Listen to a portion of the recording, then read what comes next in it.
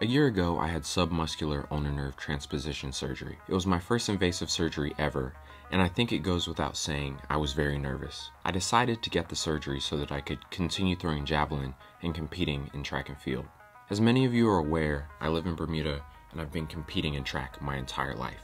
If you're an athlete, working person, or simply someone who struggled with numbness of the hand, popping at your elbow, discomfort while throwing, or a constant tingling sensation in your pinky finger, you realize how truly awful it can be living with ulnar nerve entrapment. I imagine, if you're watching this video, you either have exhausted all of your rehabilitative resources and are considering surgery, or you've already gone through with the surgery because your need for relief was just that bad. Either way, I'm glad you're here because I truly believe this is something you can overcome. So here are a few conclusions I have come to 365 plus days after my ulnar nerve transposition. In general, I find that people who have found the most rehabilitative success are those who are in constant communication with their doctor and cling to their physical therapist. My first several months, I was adamant not to rush the rehabilitative process. I did not want to re-injure the elbow, so month number 1, I got my sleep, ate clean, and kept a positive mindset. Months 2 through 4, I focused on my core, cardio,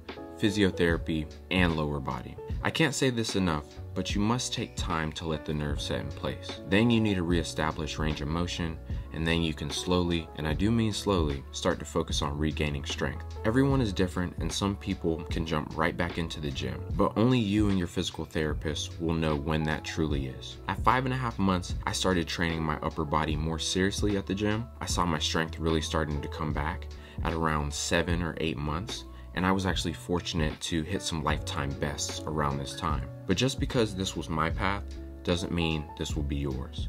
I was a Division I athlete, so my body has been weightlifting, running, jumping, throwing, really since I was very young. Depending on your age, fitness, dietary regimen, sleep, and other genetical factors, you could progress more quickly than I did, or a little bit slower. At about 9.5 months, I was throwing training javelins, which weigh about 400 grams. And then by 10 months, I was throwing full-length 800-gram, 8-foot javelins as far or a little bit further than I've been throwing in college. So what does this mean for you, and what can you take away from this? If your surgeon is experienced, gentle with you during the operation, and you can afford to consistently go to physical therapy in the months following your operation, then I believe your return to normalcy is all but guaranteed. At this point, I'm sure you've Googled the success rate of this type of surgery, and it is generally high, something in the 88.5 percentile according to nationallibraryofmedicine.org, which should serve as some sort of encouragement. I'm fortunate to be one of those athletes experiencing better athletic performances post-operation, but like I mentioned, I'm relatively young, 26 at the time of the operation, 27 years old now. But still, if you're an athlete, I don't see why this can't be you. If you are a frequent or casual gym goer, I can say from my experience that I've been enjoying the gym now more than ever. Every exercise that I do is comfortable. I don't feel any sort of popping sensation at the elbow, though there are times where I grip a heavy bar or dumbbell or squeeze down on something, and I can feel a slight tingling feeling coming from my ulnar nerve. But this sensation has constantly decreased as the months have gone by. It isn't a jolt or a shocking sensation. It's just as if my nerve is reminding me, yes, silly, I did move, I am in a new spot, chill out. I imagine at 1.5 years, that sort of sensation will be completely gone. I just keep telling myself, remember, nerves take longer to heal than bones, muscles, and tendons. And it is this mindset that not only allowed me to be patient with my progress, but stay encouraged. I can do pull-ups without pain, even though this is not an exercise that I would recommend your first 6 months post-op. But if you really love doing pull-ups, an assisted one with a band won't hurt. That's just my personal preference. And please don't think I'm not saying you can't do pull-ups earlier than 6 months. I just felt like my medial epicondyle muscle was too weak at the time. Bench press feels great as well, and really any shoulder, bicep, tricep, push or pull activity should feel good. If you're worried that at 1 year you'd still have limited elbow function, I can say with confidence that this was not my reality. Even forearm dominant exercises are not aggravating. Yes, my medial epicondyle and other forearm muscles feel tight 1 to 2 days after upper body exercises, but there's never pain. Ever.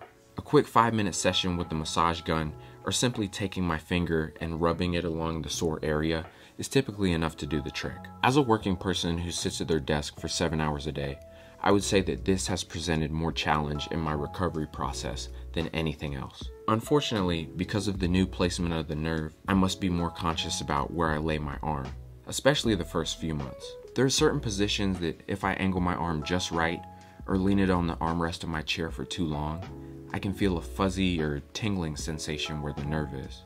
Normally it takes 30 minutes to an hour for this feeling to start. Fortunately, even this is relatively easy to combat if I place a wrist cushion under my wrist or lower or heighten my desk so that my arm angle is better. But if these solutions are not a reality for you, either because you don't have an adjustable desk or you can't afford a wrist cushion, I'd recommend a small pillow for your arm to rest on so that the sensation does not happen. I've never felt a tingling feeling in my pinky or ring finger when this happens, so no worries about that. But I don't think at 1 year my nerve is quite ready to be leaned on for an hour or longer. But soon come. At 1 year, I'm as strong as I've ever been. My grip strength is as good as it was before the operation. Also, my pinky does not feel fire or numbness rushing through it when I perform athletic activities. Oh, and not to mention, I don't have a popping sensation when I bend my elbow at different angles. I'm extremely happy with the overall result of my surgery, aside from the slight annoyance of having to cushion my arm when I sit at my desk for a long time at work.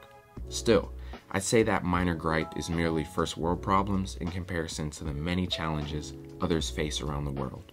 I just wanted to say thank you to my surgeon and my physical therapist for this last year. I feel like I would not be here without them, but I also wanted to give an even bigger thank you to you if you've made it this far in this video. Please, if you're thinking about the surgery, if you've already gotten the surgery, leave a comment down below because there are a lot of people in this community that can either answer your question or will just be inspired by what you're going through. I love that you all are just so awesome. Thank you so much for giving me this idea to make this video. Don't forget to like, comment, and subscribe. And like always, thank you so much for watching.